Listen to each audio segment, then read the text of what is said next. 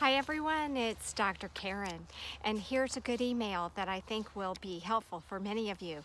It's from Linda, and she says, "Hi, I had a complete hysterectomy in 2014. Is there any reason to test or just go for hormone support?"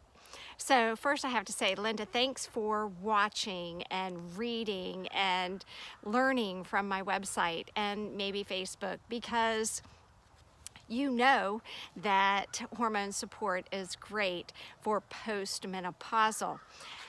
So 2014 is 4 years ago. And so really you're right there where you could actually also use Hormone Heaven. So either Hormone Heaven or Hormone Support would be appropriate for you. Now, how I generally recommend when I'm sitting face to face with someone between the two is this.